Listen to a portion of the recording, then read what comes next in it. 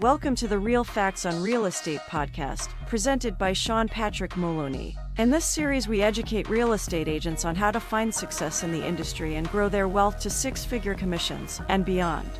Now here is your host, Sean Moloney.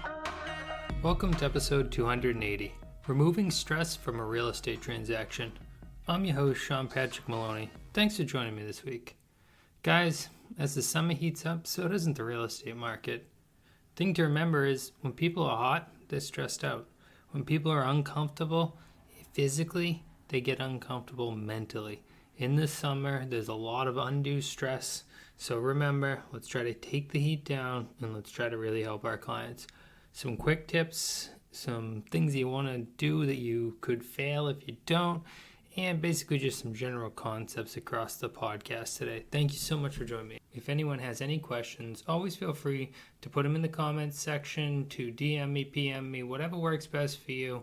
Without further ado, let's get started. So we know in the heat, everyone gets stressed out. So what can we do? Well, bringing water and snacks is a great way to help people when you're out on showings. Or as a listing agent, providing cold water and snacks during showings is another great way. There's nothing worse than someone who's hangry and hot, or hot and hangry as they call it, you know? We need to pay attention to these things. Now, when it comes to showing a house, if at all possible and it has air conditioning, you want to show off that central air conditioner. We want to drop the temperature in the house. So that means we're going to remove some stress by cooling the situation down, which is going to allow the buyer to better process looking at the house and to take more time. I can tell you, I've been in some hot showings. People are in a rush, right? They just want to get out of there. Imagine just feeling so hot that you're like uncomfortable in your own skin. You just want to get out of there. You want to get back in your car. You want to get in the air conditioning. So show off that air conditioner if you have it. Now, not all stress is created by heat, right? A lot of the stress is created by mis or disinformation and not understanding what's next and where the timeline goes.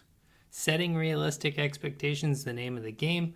So that way the person knows what you're working on, when you're going to be done with it, and you can come by that and you can keep good to your word and they can be happy.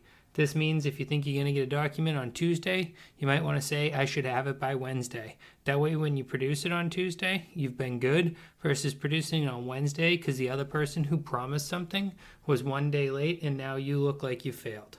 Guys, remember, when relying on other people, setting expectations to your clients that it's going to happen fast, leaves you to fail them even though the other person failed you. Hard to understand, right? Leaves you to fail your clients because the other person failed to satisfy what you needed. Now, this is really, really common. Could be something as simple as, I'm going to get you information, I'll call you back in an hour. Well, saying I'll call you back in an hour versus saying I'll call you back as soon as I hear back from the other agent. And then in the little bit later on future, an hour, 2 hours, you can send a message, sorry, I haven't heard anything yet. I'll let you know as soon as I do. Versus the expectation that answers are coming in 1 hour. So we always want to set expectations as low as possible and beat them. It's better to beat expectations than to need more time. No one likes when we need to go to Wednesday when we said we could get it done on Tuesday.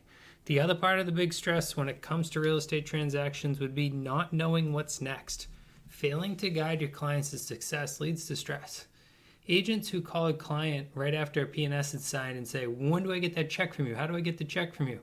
They're like, what check? They're like, the deposit check. We talked about it the first offer. You don't even know? That's not a way to treat somebody. On the offer, hey guys, just want to let you know this is the P&S check. This is when it's going to be due. After the offer is accepted, coming up, we have the P&S. Remember, we have that deposit due. As the P&S comes along in the draft form, remember the draft means we're going to be needing that deposit. Keeping them understanding what's coming up is removing the stressful day of I need it now shotgun. P&S is being delivered on the day they're supposed to be signed, offers being sent out without properly being explained. All these different things lead to stress. Clients who don't understand what's next and are uncomfortable get uncomfortable mentally. Now, the heat was a perfect example of being uncomfortable, but being uncomfortable could mean that you just don't know what's next, right? We got to remember, guys, the reason I call my company Movementum Realty is I look at my agents as more than salespeople, but mentors and guides on the process. Why do I say that? Well, we're mentoring someone on how to buy a house, right? It's not our first time. No matter how many houses we buy and sell, we forget that The client, it's going to be like their first time. Even if they're a developer that buys many different lots, it's not their full-time job. Developing is. This is our full-time job.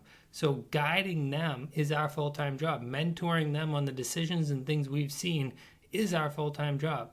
And don't lapse back on being that point of surety. Agents who do this, who fail to lead, tend to fail pretty quickly in real estate. I know when I first started, I used to try to gauge everything based on the different client and this and that. No, it's the same process no matter who. It's the same thing no matter who. We're the guide. We're the person in charge. We don't get intimidated by clients that have done this before. We tell them what's next. We tell them what's coming up, and we treat them all equally. Husband, wife, maybe one of them says, oh, email me. Email them both, guys. Make sure to treat everyone equally, because stress also comes from finding out things late. Now, guys, you can never remove all the stress out of a real estate transaction, but I can tell by you guys listening to a podcast, you obviously care more than just the average agent.